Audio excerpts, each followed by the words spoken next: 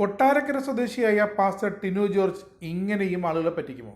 ആളുകളെ പറഞ്ഞു പറ്റിക്കുന്നതിനും ഒരു മര്യാദയൊക്കെ വേണ്ടേ? ദൈവം അയാളെ മൊബൈൽ ഫോണിൽ വിളിച്ച് സംസാരിച്ചുവെന്ന് ലൈവായി വിശ്വാസികളെ കേൾപ്പിച്ചു. രാത്രിയിൽ ദൈവം അയാളെ ഫോണിൽ വിളിച്ചു. ദൈവം അയാളെ വഴക്ക് പറഞ്ഞു. എന്താണ് ദൈവത്തിന് വേണ്ടി ചർച്ച പണിയാൻ താമസിക്കുന്നത്? പണമാണോ പ്രശ്നം?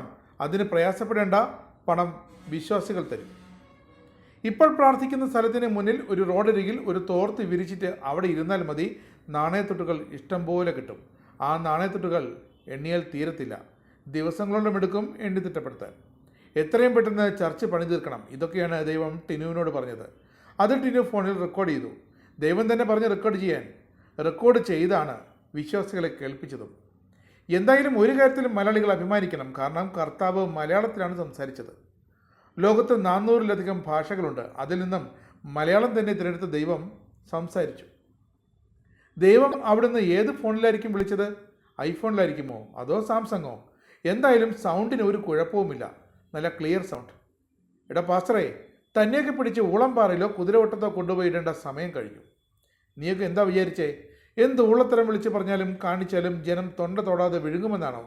അത് തൻ്റെ അച്ചി വീട്ടുകാരോട് കാണിച്ചാൽ മതി. ജനം കഴുതകളൊന്നുമല്ല, തന്നെ പോലെ മൊണ്ണകളുമല്ല. കുറച്ച് മൊണ്ണകളുണ്ട്. താനൊക്കെ പറയുന്നത് കേട്ട് കൈയടിക്കാനും വിസിലടിക്കാനും. തനിക്ക് നാണമില്ലേ ഇറങ്ങി നടക്കാൻ? അതെങ്ങനാ? നാണം വന്നപ്പോൾ നേരം വെളുത്തില്ലേ? ഇനി എങ്ങാനും ഇതുപോലുള്ള ഉടായ്പകളുമായി ഇറങ്ങിയാൽ ജനം കൂവിയോടിക്കും.